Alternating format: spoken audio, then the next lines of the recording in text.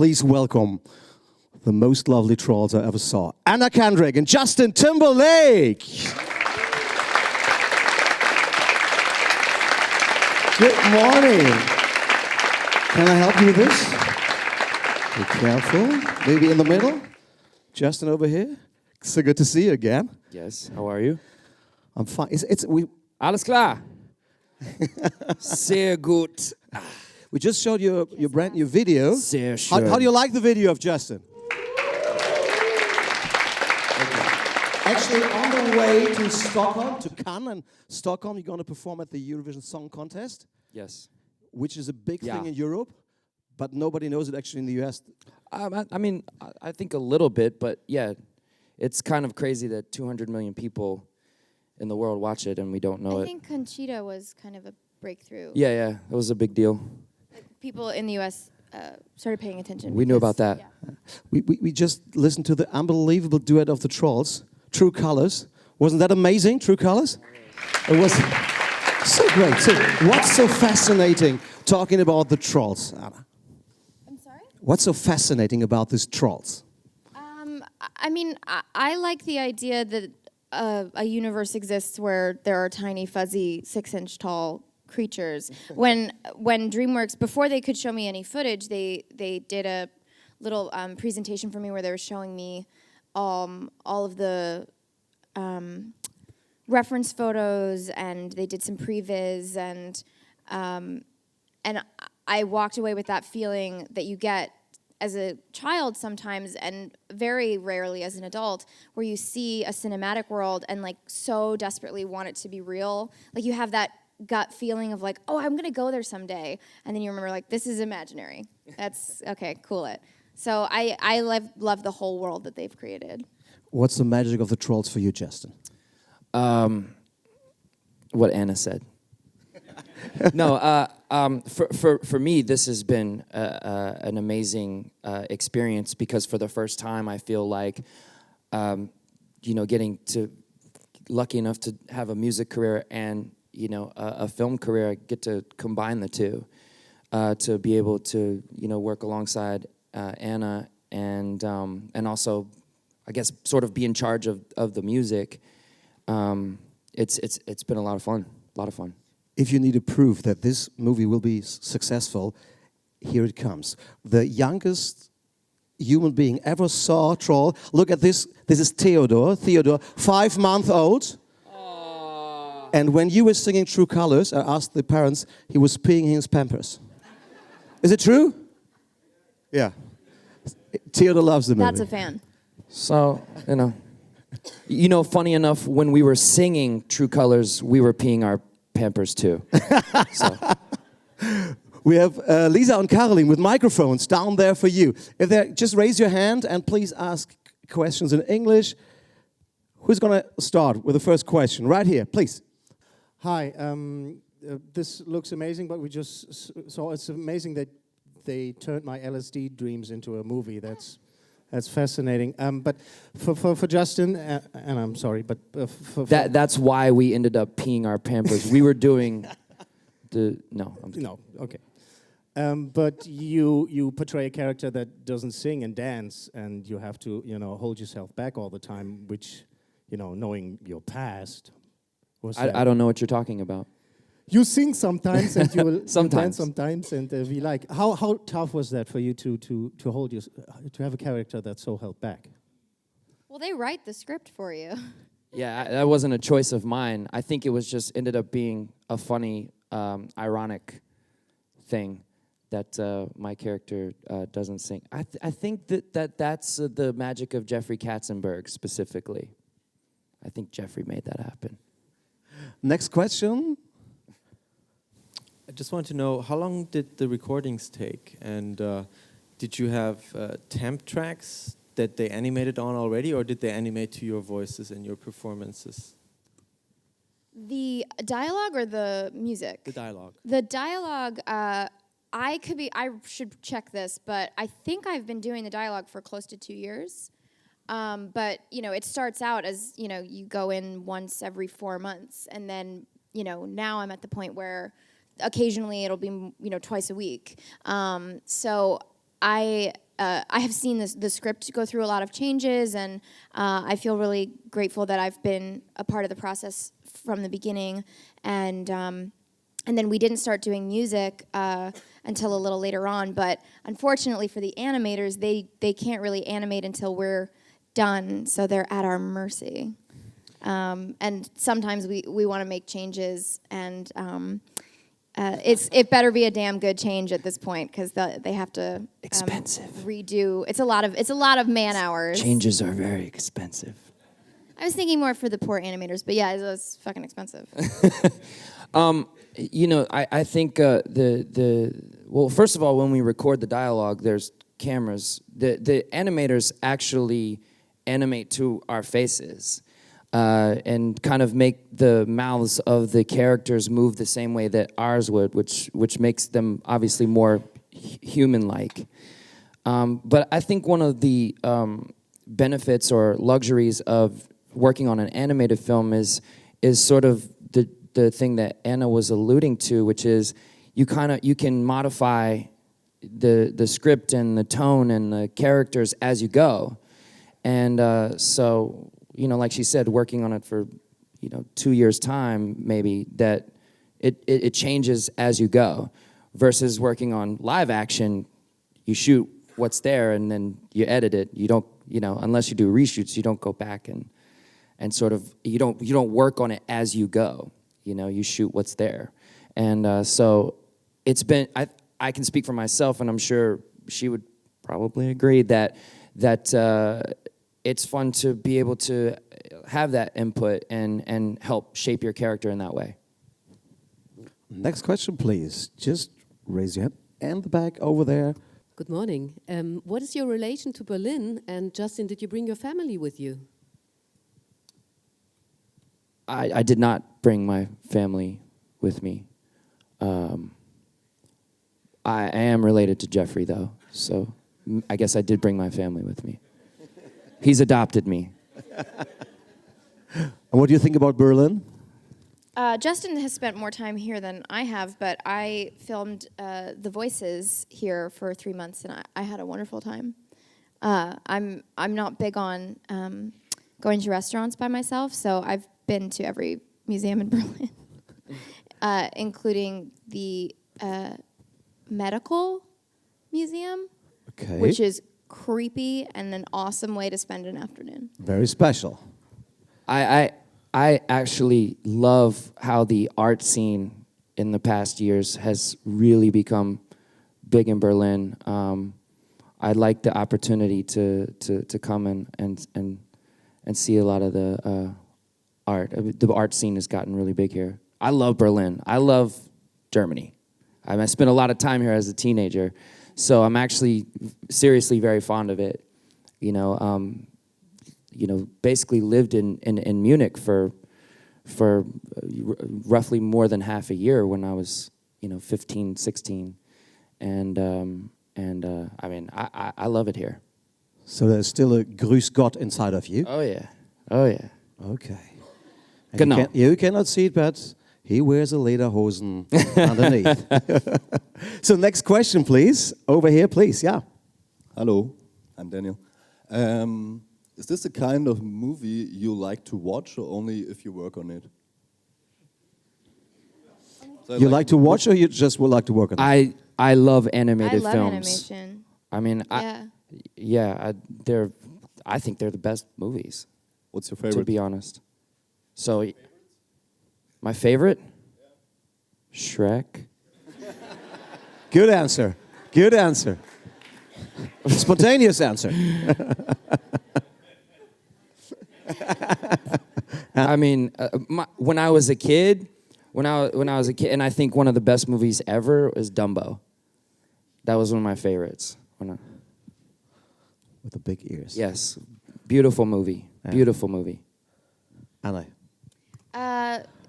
One of my favorites is probably Robin Hood, and more recently, I love the Kung Fu Panda series, and I loved WALL-E.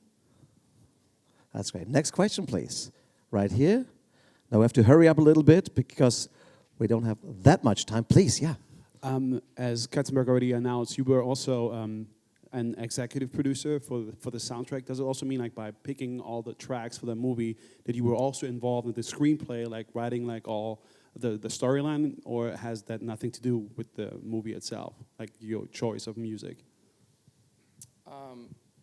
Well, there, for instance, True Colors was already a song that they felt really strongly about and was already in the movie, cleared for the movie when I came on as executive producer. Working on the music, I feel weird saying executive in front of anything of a title for me. But you're not modifying the screenplay, but for instance, Can't Stop the Feeling is in the movie, and so you sort are of a philosophical question. a little bit. Yeah. You are contributing to the tone and the message of the movie. You're writing songs specifically for those moments, so you're not changing anything. You're just trying to, I think, add to it, but also hopefully write a decent pop song too. So, did that answer the question? Next Okay, question. sorry. The lady in the third row right here. I have a question for Anna. We heard just you singing really well, and I remember from Pitch Perfect, I really love your voice. So I was wondering if you're thinking about doing a whole album of No. something in the future. No? Okay, that was fast. It's a good idea, though. Next question, please. Hi there. It's a question related to the song True Colors. I mean, so many artists have worked on this song. So what does it mean to you to give this song a new interpretation? Oh, I think it's a classic pop song. I mean, it's and I think at the time that it came out, what it stood for was very strong as well. So I think obviously you feel honored. You just try to do it justice, and I think I would go out on a limb to say our version in the movie is really special, especially when you get to see the whole movie when it comes up in the movie. It's a pretty emotional. Well, you have the benefit. Moment. I mean, for me, and this almost speaks to the previous question. Like, I don't have a point of view in terms of pop performance. So I feel grateful to have the benefit of acting the song for the context of the film. And that means that the song starts in a really small, not defeated, but sad way, intimate way, tender way. And then it becomes more resolute and joyous. And I think that True Colors, as a pop song, is a little bit more determined and celebratory. Even though it's a ballad, we are doing something different because we're acting the song for the purpose of a different emotional intent. You see, True Colors really touched the people here. It's great. It is kind of amazing that the lyrics to a song that was written years ago could be so spot on for our film. It's very serendipitous. Please. Hello, Franziska, North German Radio, Public Radio. Question to Mr. Timberlake. On Saturday, you might see some other trolls in Stockholm. So I was wondering whether you have ever watched these Eurovision Song Contest shows, or how do you prepare for that show especially? Now we come to the point. I have seen a bit of a couple different Eurovisions. How will I prepare? The same way I always prepare. I'll go out there and do what I do. I'm kind of excited to see what happens. I think it's but also like I'm sort of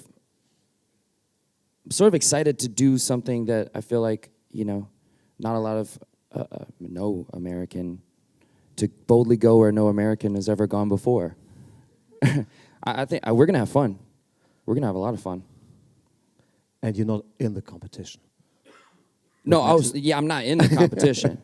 It makes it a bit easier, more relaxed. Now let's talk about Trolls again. We have a few questions left, and then, please. How did your own son maybe inspire you for the soundtrack? And did you already give a reaction to it? Did he like it or not? Well, yeah, it was kind of great timing as well to be working on this. I mean, do you have children? No. Okay. It changes everything. It inspires you in a whole new way.